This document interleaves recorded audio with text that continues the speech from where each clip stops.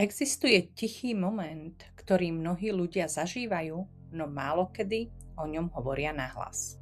Je to moment, keď ste sami a nič sa nedeje, necítite žiadny konflikt, žiadny tlak a predsa vaše telo nie je v pokoji.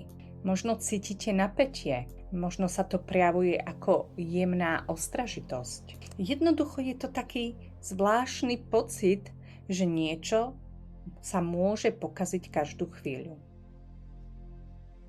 A aj keď je všetko navonok pokojné, vy premýšľate, prečo sa neviem uvoľniť. Ako psychologička pracujúca s traumou a narcistickým zneužívaním vám to poviem úplne jasne. Toto nie je úzkosť bez dôvodu. A toto nie je ani chyba vašej osobnosti. Toto je traumatická adaptácia a nevznikla v dospelosti. Vznikla v prostredí, kde bezpečie nebolo stabilné, predvídateľné alebo vôbec prítomné. No a keď dieťa vyrastá v toxickom rodinnom systéme, najmä s narcistickými rodičmi, jeho nervový systém sa nevyvíja v podmienkach bezpečia, ale v podmienkach neustáleho vzťahového ohrozenia. Nie vždy viditeľného, nie vždy fyzického, ale psychologického, emočného a chronického. Pretože rodič, ktorý odopiera lásku, keď dieťa prejaví potreby, alebo rodič, ktorého nálady sú nepredvídateľné, alebo jednoducho aj rodič, ktorý namiesto naladenia a validácie používa hanbu, vinu alebo kontrolu, v takomto prostredí sa mozog dieťaťa začne organizovať okolo jednej základnej otázky. Čím sa musím stať, aby som si udržala vzťah? A práve tu vzniká traumatická adaptácia.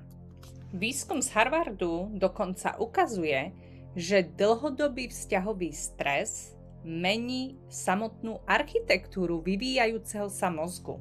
Dôvodom je, že stresový systém zostáva chronicky aktivovaný, najmä amygdala, zatiaľ čo regulačné časti mozgu sa nedokážu plnohodnotne rozvinúť. Jednoducho povedané, dieťa sa neurologicky nenastavuje na autenticitu, ale na prežitie. No a prežitie v narcistickom systéme často znamená stratu kontaktu so sebou. No a tak sa naučíte už od detstva a potom aj vo vzťahoch neustále skenovať prostredie, čo je vlastne hypervigilancia. Naučíte sa potlačať emócie, pretože nie sú bezpečné a pretože vám to pomohlo v minulosti počas detstva prežiť. Naučíte sa predvídať reakcie druhých, naučíte sa prispôsobovať, meniť sa a formovať podľa situácie, ale nie preto, že by ste boli manipulatívni.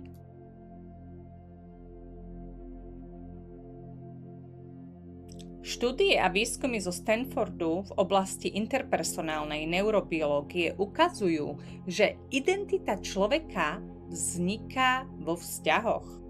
Takže potom sa nie je čomu diviť, že ak sú práve tieto vzťahy nestabilné alebo invalidujúce, vzniká tzv.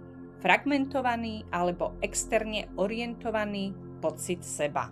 Práve preto tak veľa ľudí po toxickom detstve alebo narcistických vzťahoch hovorí, už ani neviem, kto som.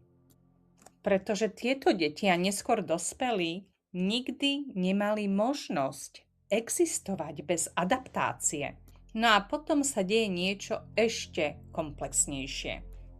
Tieto vzorce nezostávajú v detstve, prenášajú sa do dospelých vzťahov. Najmä do tých, ktoré pôsobia tak známo. A tak sa môžete ocitnúť pri emocionálne nedostupných partneroch.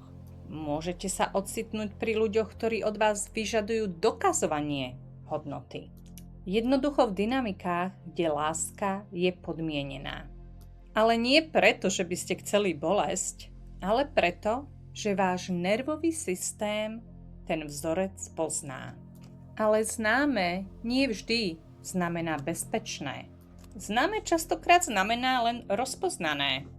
A tak tento toxický cyklus často pokračuje. Ďalší výskum oblasti stresu a odolnosti ukazuje, že ľudia s ranou vzťahovou traumou častokrát zostávajú aj v dospelosti v stave zvýšenej fyziologickej aktivácie, najmä v blízkych vzťahoch. Jednoducho telo si pamätá to, čo mysel racionalizuje.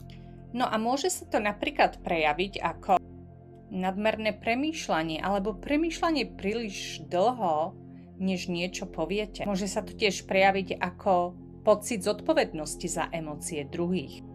Alebo aj ako problém hovoriť nie bez pocitu viny. Ale môže sa to tiež prejaviť ako pocit, že sa necítite bezpečne, keď ste úplne sami. Toto nie je náhoda. Toto je váš nervový systém, ktorý sa snaží zabrániť opakovaniu bolesti, ktorú už raz zažil. Ale práve tu prichádza moment, ktorý môže všetko zmeniť. Pretože to, čo vás kedysi chránilo, vás dnes môže držať v pasci. Pretože traumatická adaptácia je vždy viazaná na konkrétny kontext.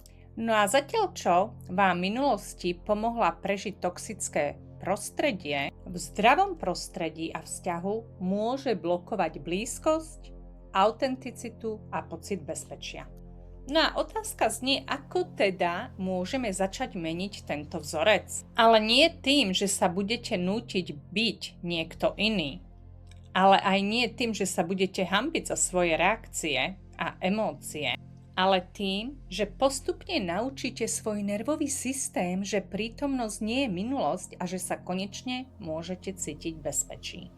No a na záver vám ponúknem jedno jednoduché, ale veľmi hlboké trauma informované cvičenie.